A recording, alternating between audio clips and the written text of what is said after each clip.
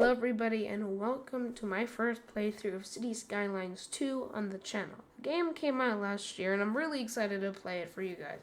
So today, let's start a new game, and I'm going to pick Tampere because it has pretty good resources. So, yeah, look at that, a ton of forestry, ores, and oil. So yeah, and farmland. We're gonna choose a European theme, and we're gonna stick with that. And what are we gonna call it?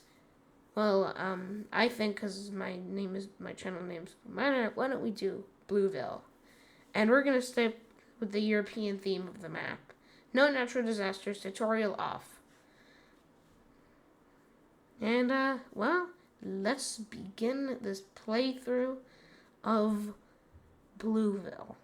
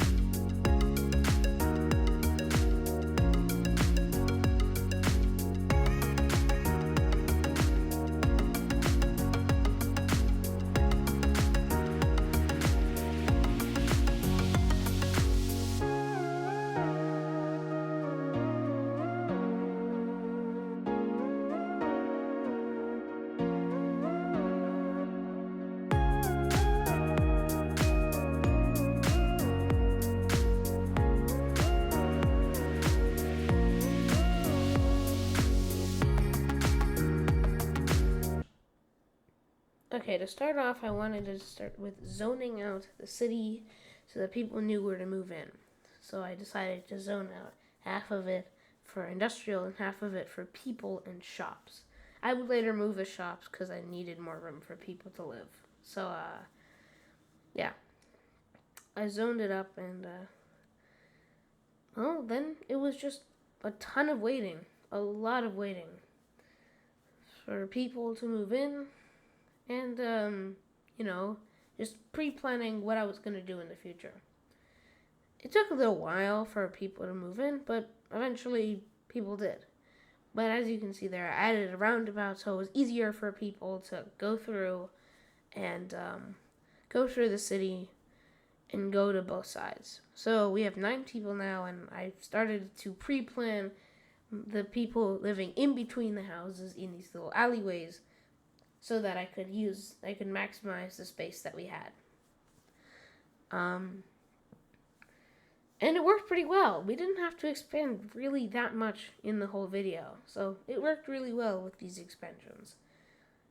Yeah, as you can see, a few people started moving in at this point, so I was pretty happy about that.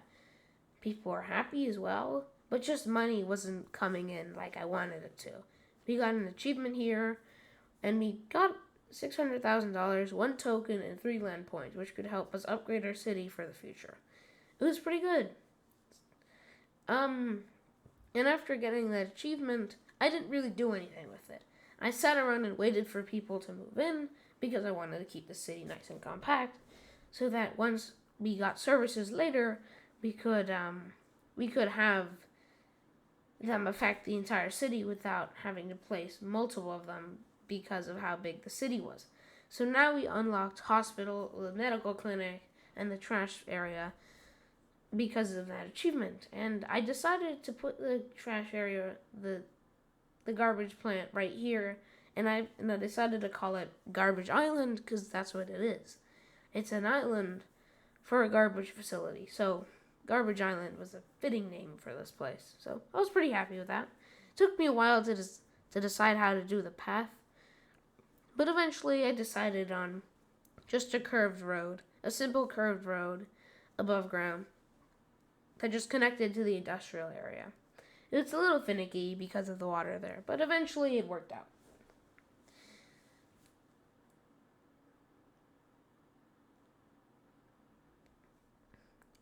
I was doing a little bit of expanding because it didn't look very good, and I thought, why don't we give it a little bit more area for trash? It ended up holding 1,300 tons after I was done, and so I left it alone to help settle demand and the people who were moving in. We had unlocked EU medium density, which allows you to have more people move into a smaller house, which is cool. I decided to go EU for this playthrough, an EU style, and it looked pretty good. I had a little trouble deciding where to put the graveyard, but I ended up deciding to put it right here and have 2 roads come into it so that it was like a pretty nice and fancy graveyard. I'm probably moving in the next episode because it doesn't really fit very well next to the industrial area, but that's where I decided to put it for a little bit. Eventually, we got more and more medium density demand, so I started zoning for more medium density housing. It took a little while, but eventually I found a place to put it, and as you can see, people started moving in almost immediately. The houses are really thin, which is really good. I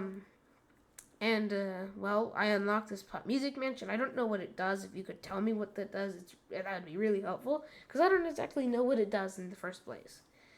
And so I just put it somewhere. I was going to put it somewhere, and I did. I found that place. I just placed it randomly. And as you can see, people are starting to flow into our city. Pretty successful city.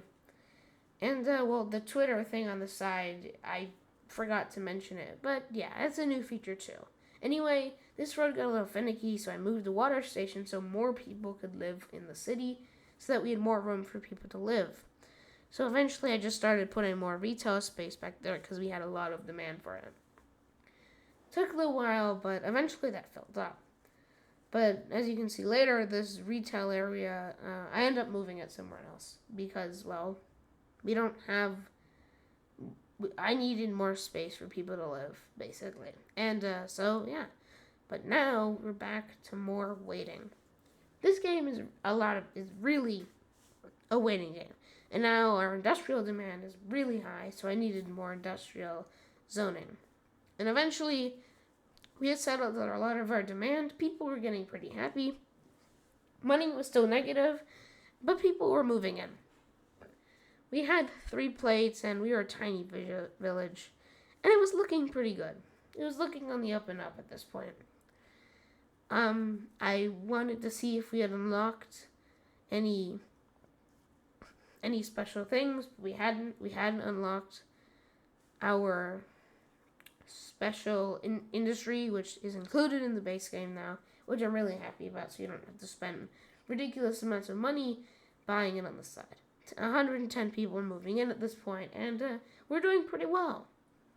Seems like we're doing pretty good, and people are moving in. And so I'm about to start work on an expansion at this point.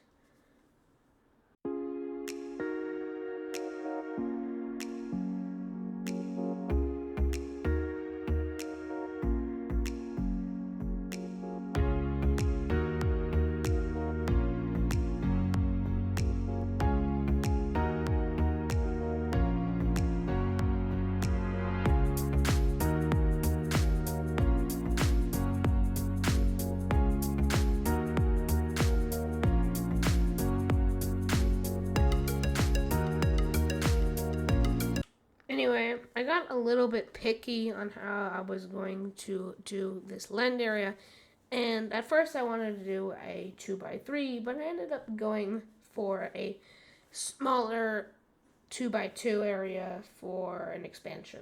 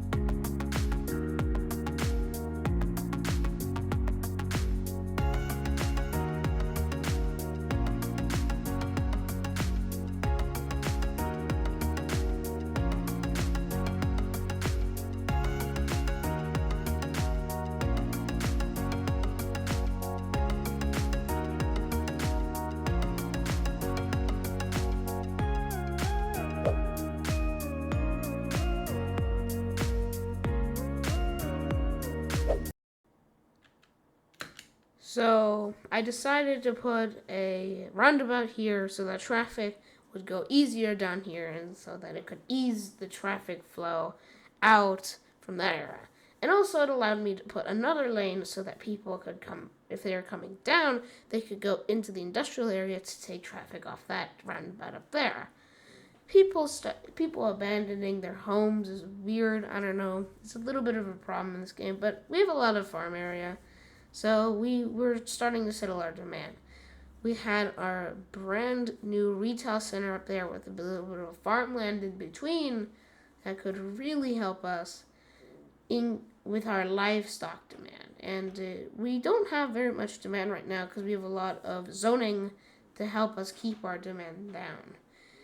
I thought we had forestry unlocked, but we didn't. So I decided, you know what, why don't we make a little mining area so that we could have a lot of stone coming out into our economy so that we could start making a little bit of money.